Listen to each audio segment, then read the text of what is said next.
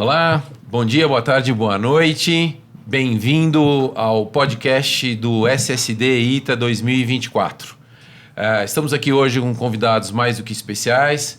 Professor Dr. José Parente, professor titular do ITA, da Divisão de Ciência da Computação. Sérgio Dias, diretor-presidente da Arcitec. E Robson Rocha, executivo da Entergy Brasil. Bem-vindo, Robson, Sérgio, Parente. Vamos ao que interessa. Vamos bater um papo rápido aqui. Hoje a conversa é para falar sobre esse novo ambiente, né? Saímos da era da segurança nos tempos da pólvora e estamos indo para a segurança nos tempos dos bits e bytes, ou seja, em tempos de cibersegurança. Parente, você conduz aí a primeira pergunta aí já. Bom, antes queria fazer um breve comentário aqui sobre o simpósio Segurança Digital, né? Ele é bem atual, porque a gente vive hoje no mundo, né? Tudo é digital, né? Todas as atividades humanas, quase todas, né? São baseadas em tecnologia, em comunicação, em informação. Aliás, né? Informação, esses conceitos de informação e dados são muito complicados, mas essas são as peças do Lego, né? Sobre as quais a sociedade se baseia, né? Então, a gente vive, né, por conta de dados, muita tecnologia, muita coisa que está acontecendo, vários sistemas para dar apoio às atividades humanas. E para que esses sistemas funcionem, não apenas funcionem do ponto de vista técnico, para cumprir, para fazer o que devem fazer, tem um lado da proteção desses sistemas e das informações, né, que estão por trás ali, que são guardadas. Bom, é isso que a gente quer explorar, né? Como é que a gente protege esses sistemas, né? Então, quais são esses aspectos do ponto de vista de negócios, né, que você enxerga? Então, Robson, antes de você falar, eu acho que o assunto aqui hoje é gente, né? No fim das contas, é gente que faz a diferença. Exatamente, o fator humano. Professor, um prazer e uma honra estar com o senhor, Sérgio, Marcelo, obrigado pelo convite. Estou muito contente de estar aqui compartilhando informações. Como é que a gente, na Entergy, tem entendido esse problema, né? As empresas hoje, elas buscam proteção principalmente para os seus ativos de missão crítica, né? Então, você tem uma série de produtos que, de forma reativa, tentam proteger aquilo que é mais importante para ela. Então, você segmenta isso em camadas, né? Então, você olha muito ali seus ativos de missão crítica, você olha para os seus dados, você olha para a sua aplicação, para os dispositivos, a rede, a questão do perímetro, né? Que as fronteiras das empresas se expandiram. Mas a gente tem um dado que 80% a 90% dos incidentes cibernéticos, eles acontecem justamente por falha humana. Então, é aquele link que o funcionário não deveria ter clicado, ele clicou, é o arquivo que não poderia baixar, ele baixou. Então, o grande desafio hoje é como é que você capacita, como é que você treina. E mais do que isso, como é que você conscientiza a sua força de trabalho dos riscos. E aí a gente está falando de riscos tanto na questão do PJ, da corporação, mas também no âmbito pessoal, né? Porque tempos pós-pandemia, esses dois assuntos eles se misturaram muito, né? A nossa vida privada ela acabou através do dispositivo, através do home office, do trabalho híbrido, acabou adentrando a fronteira da empresa. Então isso é um risco, é um problema grande e que prazer discutir isso com vocês hoje aqui. Ô Robson, deixa eu te falar uma coisa, só para complementar aí. Você tinha, um pouquinho antes da gente começar aqui o nosso podcast, você tinha comentado exatamente a pandemia, na verdade, a gente ia viver esses novos tempos, mas a pandemia meio que antecipou até demais, né? A infraestrutura da casa se misturou com a infraestrutura da empresa, né? E ficou aquele negócio complicado. Vou passar aqui para o Sérgio. Sérgio é um grande especialista, mais de 30 anos, né, Sérgio, em Telcom já? É isso ou não? Eu completei 30 anos esse ano.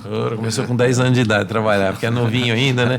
Ô, Sérgio, fala para nós dessa questão de infraestrutura. Com o advento da pandemia, né, todo mundo foi para suas casas, etc. A gente começou a usar a infraestrutura do seu apartamento, da sua casa, para atender serviços corporativos, né? Até o com protegida hoje é essencial, né?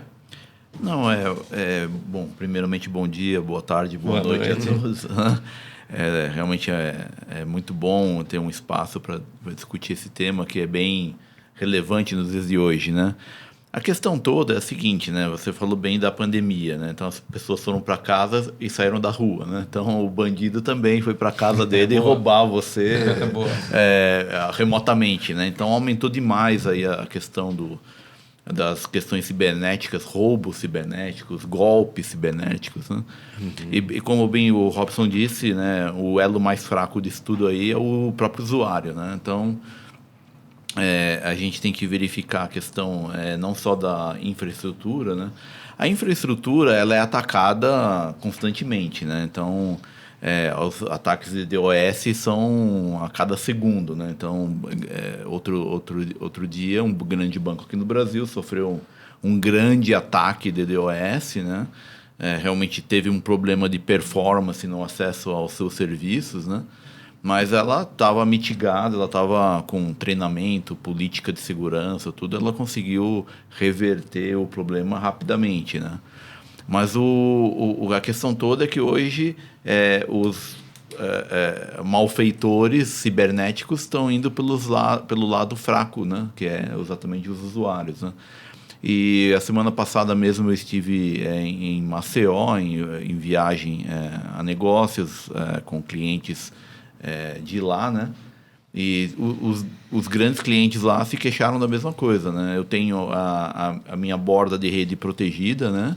Ele provê serviços de acesso à internet, só que o problema que eles estão tendo hoje é a entrada pelo usuário deles, pelo cliente deles, de corredores aí livres, né, para acesso enfim, a banco de dados, a serviços, né? Então, essa é uma grande preocupação, né? Mas como você consegue fazer isso, né? Como você consegue proteger? Exatamente, tem ferramentas para isso, né, que ajudam, mas também com uma certa segurança e educação para os usuários não caírem nos golpes. Essencial. Né? Isso é muito interessante, né? Quando a gente olha, então, vamos supor, uma empresa tem um cliente ali, né? Tem acesso, etc., ou um próprio fornecedor, um parceiro, e isso pode se propagar, né? Se existe um problema com esse aqui, esse, por sua vez, é acessado por outro, enfim, uma rede, né, de contatos, e a gente pode ter um problema em grande escala, né? Então, não apenas ali localizado para aquela empresa, né, para aquele grupo, mas isso pode se propagar numa escala bem maior, aí o estrago pode ser bem, bem complicado, né? Os danos. Né? Ô, Robson, como que a Entergy está vendo essa questão, vamos chamar assim, da engenharia social? Porque achei interessante, o Sérgio comentou aqui, né? O criminoso também está home office, né? Ou seja, se todo mundo foi para dentro de casa, o criminoso também foi, né? E você tem mais tempo, etc. Novos hábitos, novos costumes que não estavam previstos, né, nas engenharias sociais aí dos sistemas, né? Como que a Entergy está pensando nisso? O que a Entergy está pensando em termos de solução? A educação é a porta de entrada, né? É fundamental. Acho que o grande desafio, né, é você transformar o elo mais fraco da cadeia na última barreira. E só tem um jeito, né? É uma mudança cultural, é uma mudança de comportamento, ou seja, é realmente conscientização. O que a gente vê no modelo tradicional das empresas, né? Até por conta de um requisito da LGPD. Você tem essa capacitação geralmente em treinamentos tradicionais, em sala de aula. Qual que é o grande problema disso? É um conteúdo muito árido, geralmente veiculado por pessoas técnicas para pessoas não técnicas. Então, aquela chuva torrencial de conhecimento aplicada só num momento, ela se dispersa. Você não vai usar aquilo imediatamente. Então, você já perde esse conhecimento no momento em que você está frente a um incidente. E o incidente acontece justamente porque o atacante ele conhece o seu momento emocional. Ele te ataca no momento ali fazendo uma promoção, ou seja, ele vai te buscar uma fraqueza sua no momento emocional. Então, isso é um grande problema. Um outro modelo é o modelo do e-learning, né? Que, de novo, no dia atribulado que a gente tem, acaba virando uma coisa muito next, finish, mas não se absorveu o conhecimento. Então, o que a gente desenvolveu lá foi um programa de conscientização, ou seja, a gente está buscando a mudança de comportamento. E para você mudar comportamento, né, quando você vai estudar um pouquinho isso, o behavior design, né, o ser humano ele gosta de fazer as coisas do mesmo jeito. E ele não gosta de ter um esforço adicional para fazer as coisas.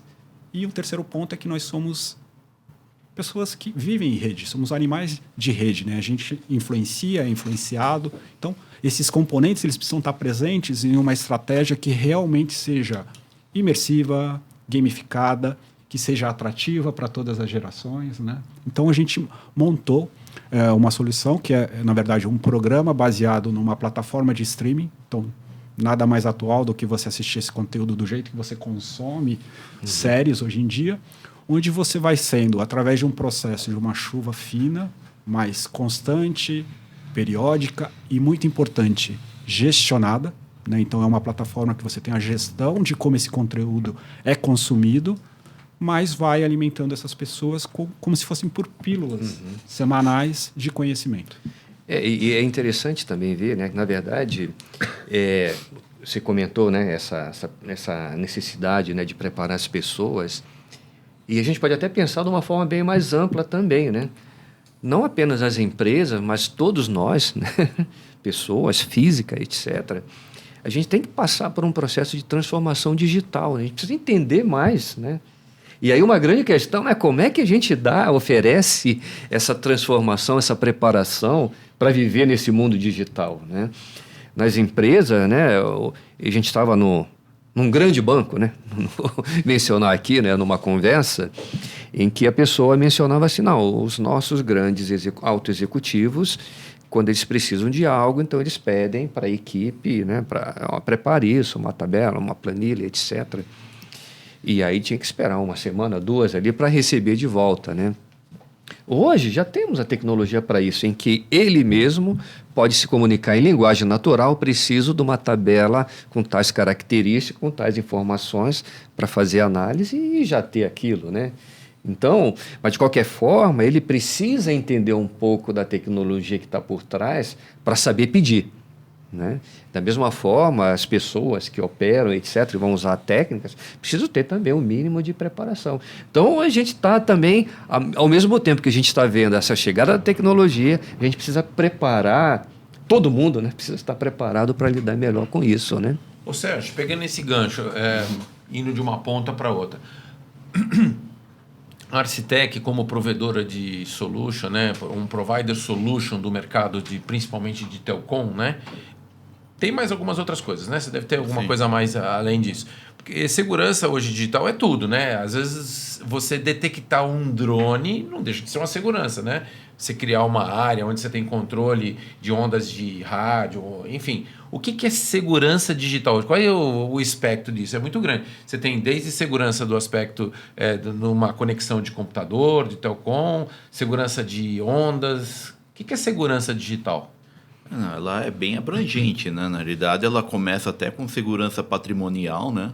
Então, por exemplo, as telcons, né? Elas têm milhares de sites que eles chamam não assistidos, quer dizer, não tem ninguém. Então, mas ele tem que ser controlado à distância, ele tem que permitir abrir uma pessoa entrar ou não naquele lugar. A famosa portaria virtual, né? Portaria virtual, né? Então, começa desde aí, porque o bandido, né, cibernético, às vezes ele quer entrar em algum lugar para fazer cometer um crime, né? Então, o que a gente tem visto nas operadoras de serviços de telecomunicações em geral é que às vezes o bandido está também dentro de casa, né? Então a gente vê assim, por exemplo, quando você vai fazer uma varredura de segurança realmente, você vê computador não autorizado, roteador não autorizado, né, acessos não autorizados, né? Então, por exemplo, vamos falar assim, os gato-net da vida aí, né? Então, alguém precisa lá no provedor de serviço autorizar, criar um usuário em que ele vai ter o serviço.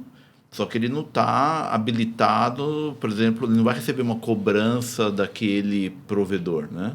O cara, o miliciano, que vai bater na porta dele, cadê meu dinheiro aqui, né? Então, isso, olha, é mais comum do que qualquer coisa. Ô, parente, eu vi uma situação essa semana, acho que a gente podia falar para as câmeras, o pessoal está enxergando nós aqui, né? Eu e o Sérgio estamos naquela, vocês dois estão naquela ali. Eu vi você falou da portaria, né? É um negócio interessantíssimo. Eu estava no supermercado essa semana e estava lá fazendo compra, não sei o quê, e eu vi uma moça conversando com uma outra. Ela falou, vou entrar no meu turno agora, Onde você trabalha? Trabalho numa portaria virtual. Aí eu, né, deu aquela orelhada ali. Aí a outra perguntou, que legal, quantas portarias... Essa moça, ela estava entrando num turno, era próximo das 8 da noite, acho que ia fazer o turno da noite.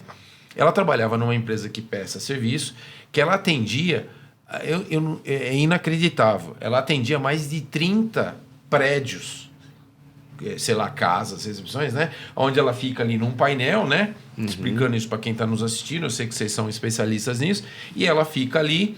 E ela, né, então chega ali iFood para entregar, ela, pois não, apartamento 301, 204, faxineira, limpeza, e ela autoriza ali abrir ou fechar a porta, etc. Hoje em condomínios mais chiques, inclusive, por exemplo, vem uma pessoa diarista para fazer a limpeza, ela não só deixa entrar na portaria, que se tiver autorizado pelo morador, é evidente, abre a porta do apartamento, né, Sérgio? Porque tudo remoto hoje, né, os IT da vida, então a faxineira entra, faz a limpeza lá, sai, não tem mais deixar chave em portaria, etc, né, Robson? Então, de novo, entra aí um fator humano, que são pessoas de todos os níveis socioeconômicos, né, que estão voltando. Então, a gente tem aquela leitura, né, parente? E aí eu queria que você passasse essa pergunta pro Robson.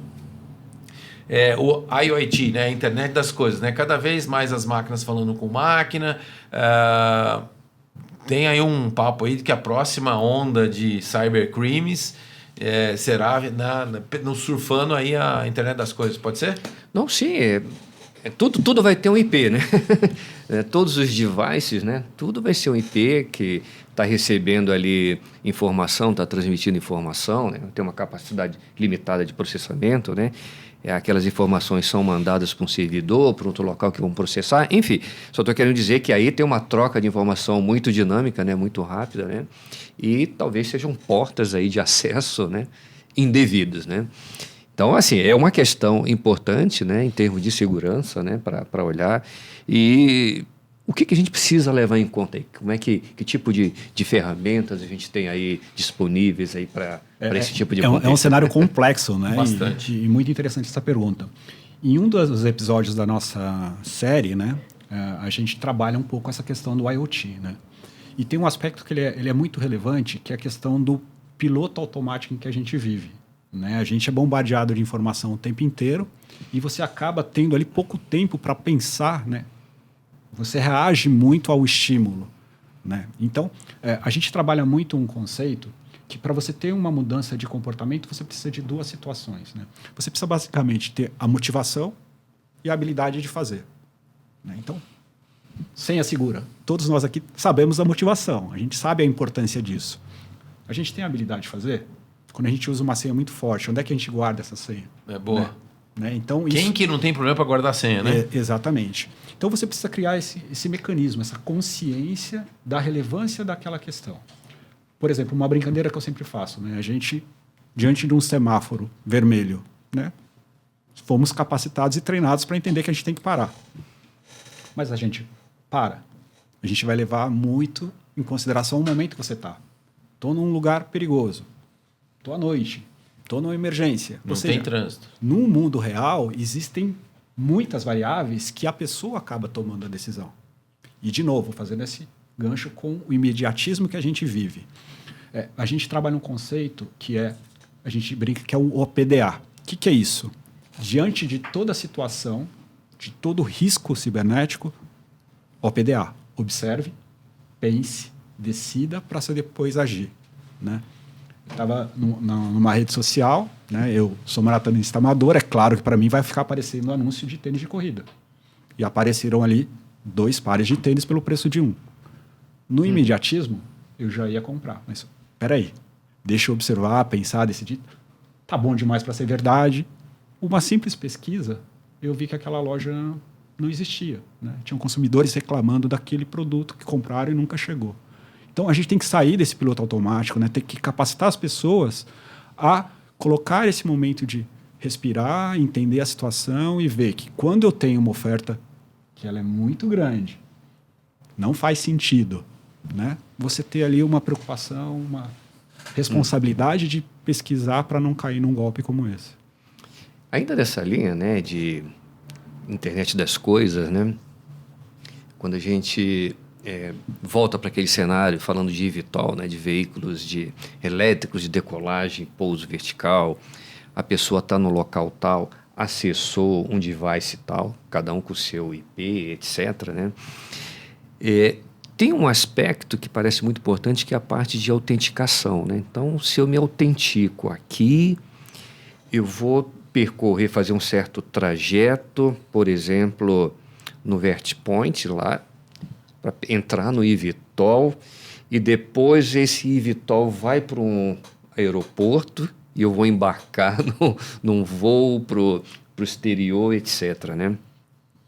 Ou seja, estamos olhando de vários lugares com vários sensores e devices que capturam informação a respeito das pessoas. Será que uma autenticação aqui já vai permitir uma autenticação que eu chamo de larga escala ao longo de um grande trajeto que a pessoa vai fazer, desde aqui, de onde ela decolou, com o eVTOL, chegou no aeroporto, embarcou num voo até no destino para acusar que chegou, ela mesma chegou lá.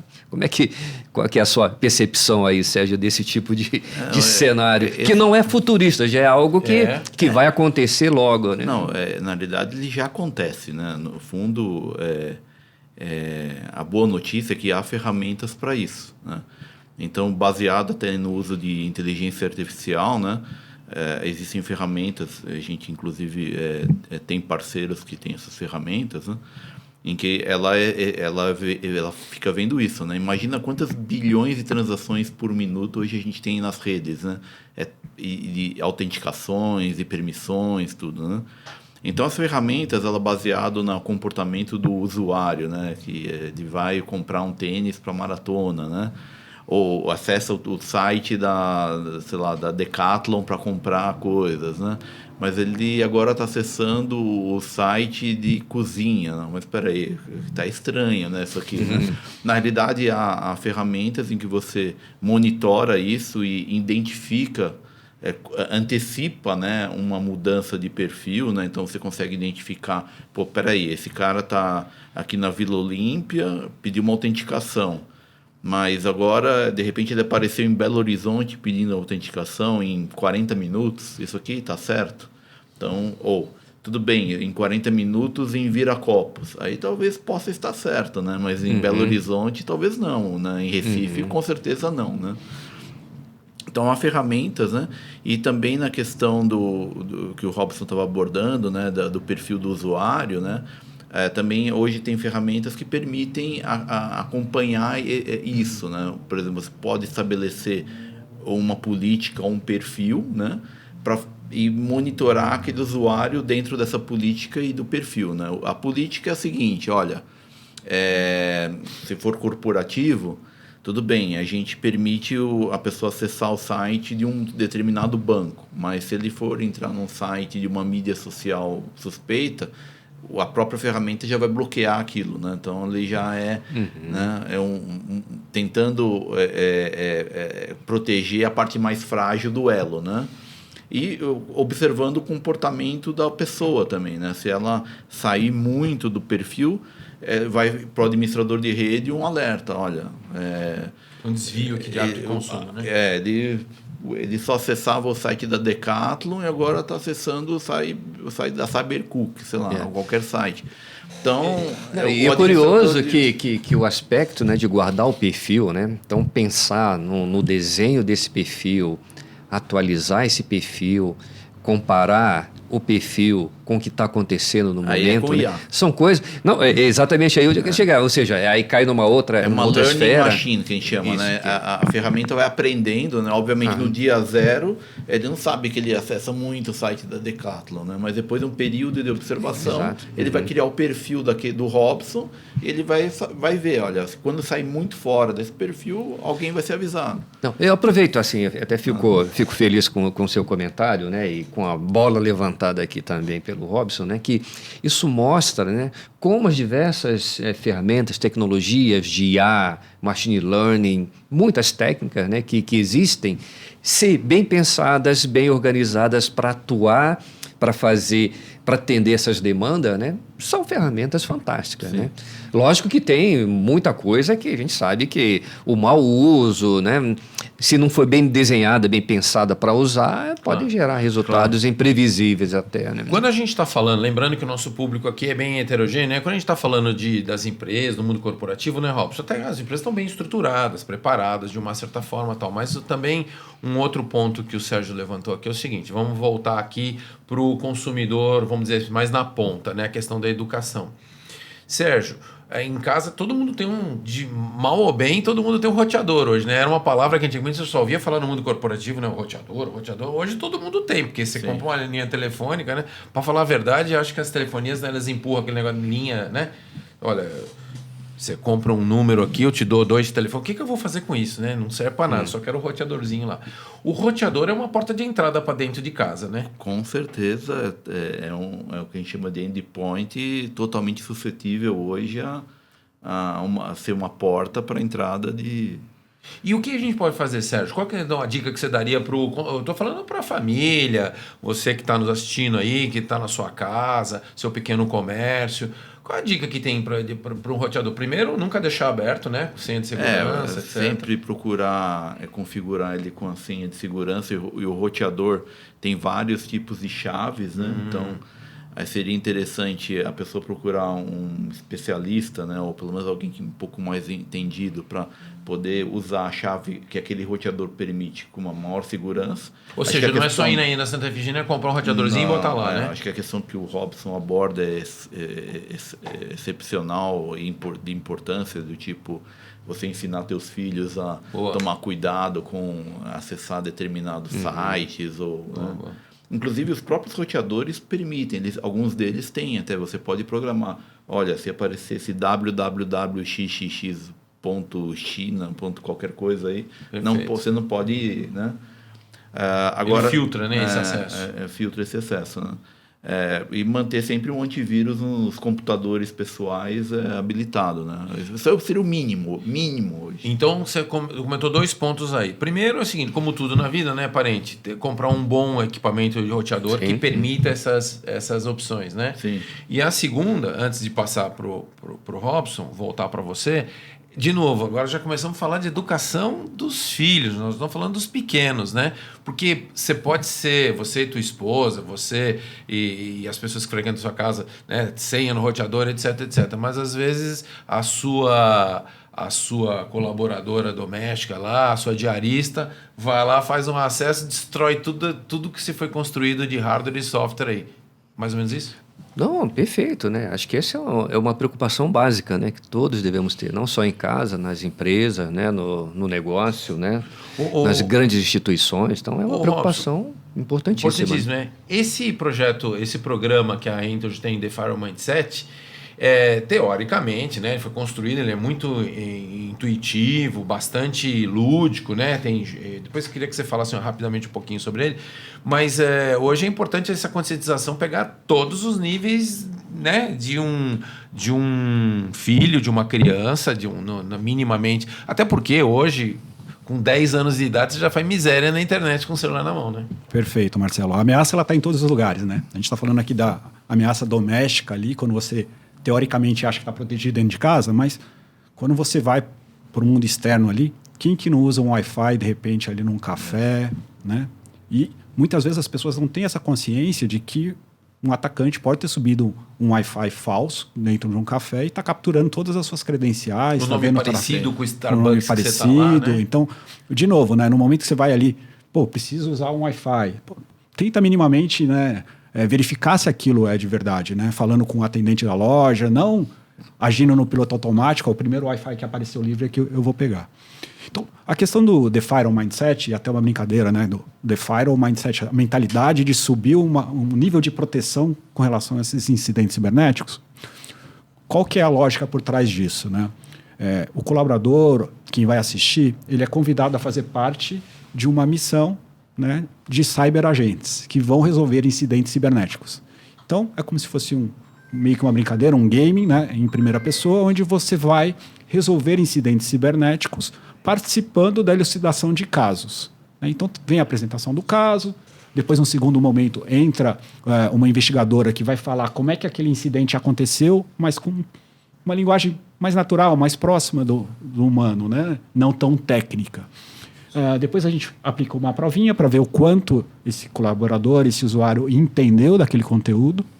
Logicamente, enquanto esse programa está rodando na empresa, a gente simula alguns ataques. Se a gente está num episódio ali de phishing, né, de captura de dados, porque você clicou em algum link, a gente vai mandar um link para os colaboradores para ver o quanto eles estão protegidos, estão cientes, conscientes da ameaça. Depois a gente entra com respostas dos casos, dicas, por exemplo, quando eu baixo um aplicativo de uma loja para o meu celular. Aí você vai começar a usar, esse aplicativo pede autorizações, de repente, para acessar seus contatos ou a sua câmera. Mas não é a finalidade principal do aplicativo.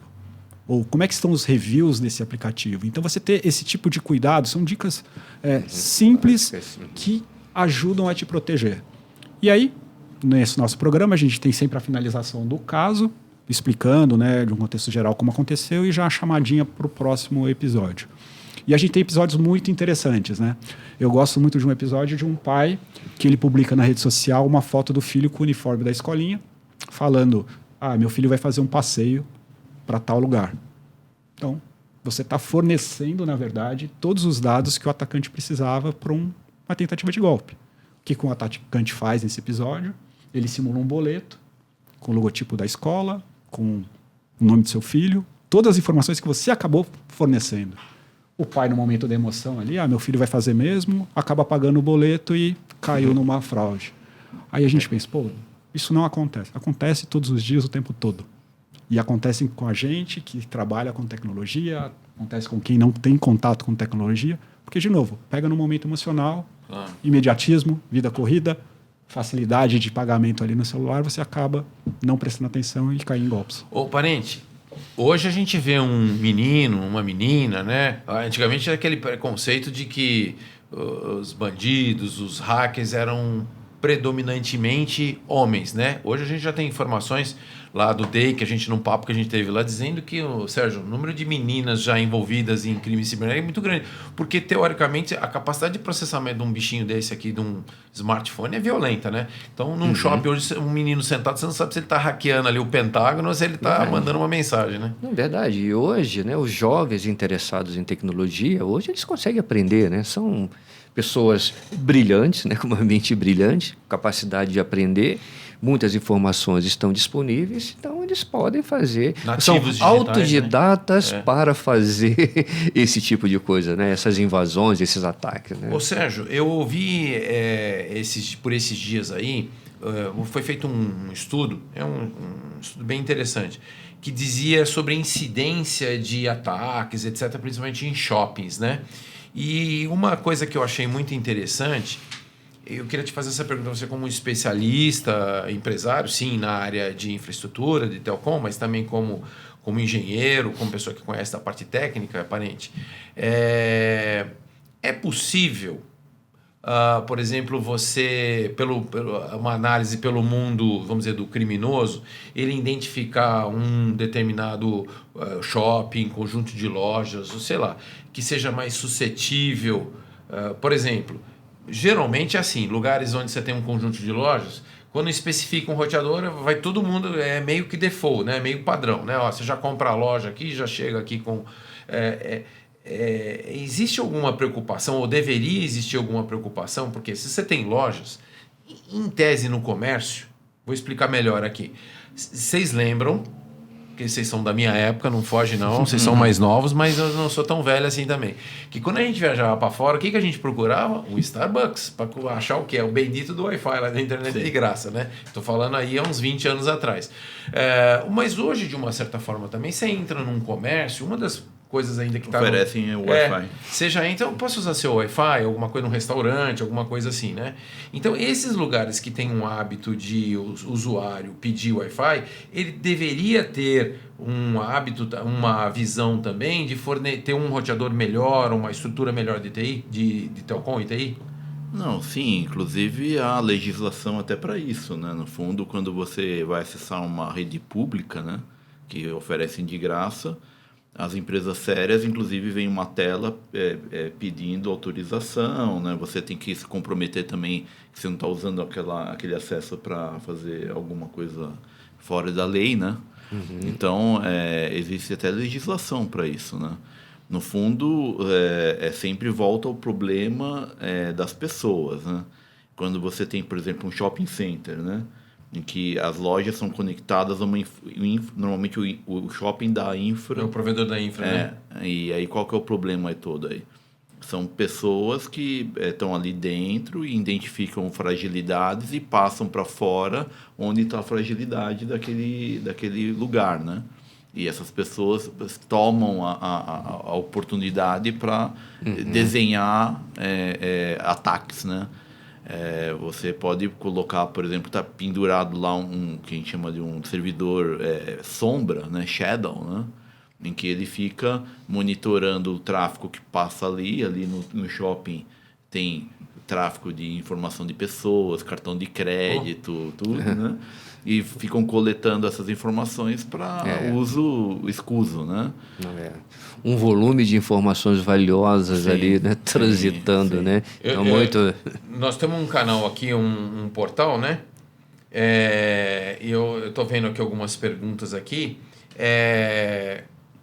Sérgio, só para fechar esse ponto agora, né? Se eu tenho um comércio, nesse comércio existe uma cultura de pedir Wi-Fi, eu tenho que me estar mais bem preparado do que o roteador, a infraestrutura que normalmente me oferece. O que eu quero dizer é o seguinte, eu não posso simplesmente usar um padrão, uma estrutura que foi definida, como você falou, eu tenho que levar em consideração o ambiente. Eu tenho uma loja, poucas pessoas vão ali, quase ninguém, é uma loja de roupa. As pessoas entram, compram uma roupa e vão embora. Diferente de um restaurante onde a pessoa entra, senta, fica 1 hora, 1 hora e meia comendo. A probabilidade de alguém me pedir Wi-Fi é muito grande, né? Então, de novo, volta àquele contexto, né, Robson? Eu tenho que sempre entender o meu contexto, o meu ambiente, o momento que eu estou vivendo e me adequar a ele em termos de segurança cibernética, certo? Perfeitamente, né? E ainda mais o caráter dinâmico que a gente vive hoje, né? Não dá mais para você olhar só por perfil, né? Antes a gente trabalhava muito com essa segmentação por perfil, mas o momento de vida que cada pessoa está vivendo, então um homem de 40 anos, se ele está se divorciando ou se ele teve um filho, o comportamento dele é completamente diferente, né? E a inteligência artificial, ela ajuda muito nesse sentido de reconhecimento de padrões, né? Então, a dica nesse caso, Marcelo, também é buscar conscientização, buscar conhecimento, né? Você tem que procurar algum especialista, alguém entendido naquele assunto para te ajudar na sua proteção. Porque, de novo, como o Sérgio comentou, a legislação ela já está em vigor. Você é responsável ou corresponsável por tudo aquilo que está acontecendo no seu espaço, né? Então não dá mais para ter aquele comportamento simplesmente passivo, dizer que eu não sabia, né? Não, você é responsável pela estrutura que você está ofertando para o seu consumidor. Sim, pode. Parente, quer fechar esse tópico? Eu não sei se a gente já concluiu aqui a nossa discussão. Acho que sim, mas a gente pode já tem uma mensagem que eu gostaria de deixar com relação ao nosso simpósio, né? Então, a ideia, né, aqui, esse nosso debate, vamos chamar assim, para dar uma visão mais clara, né, do que a gente conversou, reflete bem a intenção do simpósio de segurança digital, né? Tradicionalmente, os eventos acadêmicos dizem, né, lá expressam que o evento, né, tem como propósito reunir academia, pesquisadores e profissionais, né? Só que, normalmente, a gente vê uma discussão muito mais técnica da pesquisa, que está no estágio, muitas vezes, bem inicial, importantes, é claro, né, mas ainda estão um pouco distante do setor corporativo, né, da indústria, do comércio, enfim.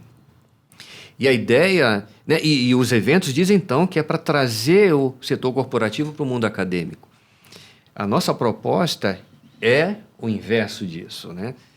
Diante dos problemas que a gente tem, do mundo dinâmico que a gente vive, de muita tecnologia, de muitas demandas, a intenção do simpósio é levar a academia, fazer a academia se aproximar do setor corporativo, né? Então, essa é a nossa proposta. Levar pesquisas que já estão no estágio próximo da aplicação, né?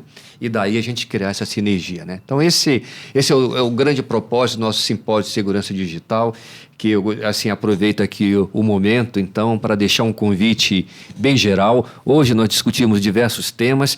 Isso aqui foi uma pequena amostra do que a gente pode encontrar, do que a gente vai ter no evento. Então, todos estão convidados. Está ali o site do evento, www.ssdbr.com.br. 6 de novembro. 6 de novembro, né? Então, lá no Novo Hotel, né? Center Norte. Então, todos estão convidados, todos são bem-vindos. Ô, né? Parente, e para finalizar aqui, eu acho que a grande sacada do SSD 2024, o ano passado foi a primeira versão digital, porque esse evento tem mais de 20 anos, né? O SSI.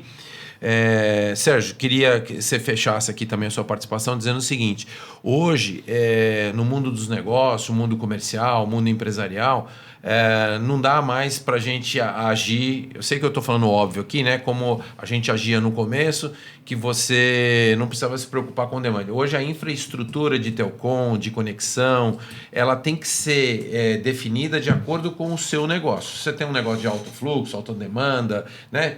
Não é assim, simplesmente compro um roteadorzinho na Santa Efigênia, faço um amplificador de sinal ali. Não, né? Você tem que chamar um profissional, a gente tem que entender do que está fazendo. É isso? É o recado final? Sim, no fundo, é bem o que você falou. Hoje, os serviços digitais estão muito dentro dos negócios, né? Hoje não tem até às vezes um dentista, um consultório médico, ele está conectado, né? Às vezes você agenda a consulta através da internet, você não liga mais, não tem mais aquela senhorinha ligando, né? Atendendo o telefone, né? Tudo online, né? Então, um consultório às vezes está totalmente automatizado também, né? Então, sim, basta você ter a conexão, né? E aí acho que é um grande desafio para as operadoras que estão começando com 5G, né? É identificar a necessidade do mercado e oferecer serviços para que aquelas pessoas usem, né? Então, para rentabilizar o uso dessas tecnologias de alto valor agregado, né? Perfeito. Eu só queria complementar, claro, né? Claro. Uma coisa que o professor Parente falou, que eu acho muito importante, né? Voltando para o simpósio, né? Que eu brigo já há muitos anos, desde o meu tempo de politécnico, né? É que realmente é importante a universidade se aproximar do mundo corporativo, porque às vezes o estudante que está lá fazendo engenharia, né? Ele faz muito cálculo, física, programação, né? E ele às vezes não consegue enxergar onde que aquele conhecimento que ele está adquirindo vai ser aplicado na prática, né? Então, trazendo um pouco mais o mundo corporativo para dentro da universidade, até estimula os estudantes a entender, compreender, poxa, isso aqui que eu estou estudando pode virar uma solução de uso para a sociedade, né? Então, eu acho que esse aspecto do que o professor Parente falou é extremamente importante. O simpósio é com esse objetivo e eu convido a todos a estarem lá no dia 6 de novembro. Acho que é uma grande oportunidade. Muito bom. Muito bom. Obrigado, Sérgio, pelo apoio de sempre. A STEC sempre junto com o Item nos projetos, sempre apoiando. Nós somos muito gratos, né, Parente, por isso. Com certeza. É uma honra para nós. E aí, Robson, para você finalizar, o Sérgio sempre com as tiradas dele, né, dizendo aí que o bandido tá home office, boa sacada. Eu vou passar para você. O Sérgio comentou que, de novo, né, os consultórios, os pequenos comércios, né, os profissionais liberais, de novo, né, aquilo que você sempre fala. Porque a gente tem essa coisa de que a educação cibernética é para o mundo corporativo, para as empresas. Mas não, olha aí, achamos mais uma. Um consultório, às vezes uma recepcionista de um consultório pode te enfiar numa tremenda enrascada, né? Ela abre um site, faz qualquer coisa, os equipamentos, né, de um consultório dentário médico, tudo automatizado lá, daqui a pouco o negócio apaga tudo. Já pensou roubar os dados de pacientes? É um dado valioso, né? Exatamente, né? E a gente tem visto isso acontecer em todos os níveis, né? Estamos falando aqui de empresas grandes, mas também nas pequenas empresas, né, que têm essa responsabilidade.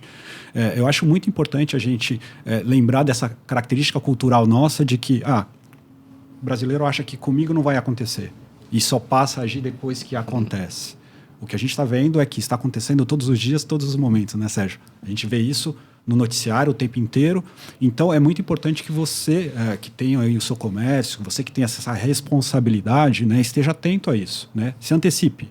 Não queira pagar o preço, porque a gente recebe muitos pedidos depois. Olha, minha base de dados aqui foi criptografada, eles estão pedindo aqui bitcoins para me dar a chave e eu ter acesso aos dados. Eu falei, pô, como é que você se preparou para isso, né? Então você tem que ter essa mentalidade de que pode acontecer a qualquer momento. Então toda a questão de backup, toda a questão de vazamento e em acontecendo um incidente, você já tem que ter um plano, porque a legislação te obriga a ter um plano de execução. Boa. Agora a gente tem a LGPD que vem com rigor, né? Rigor da lei. Perfeitamente, é isso aí.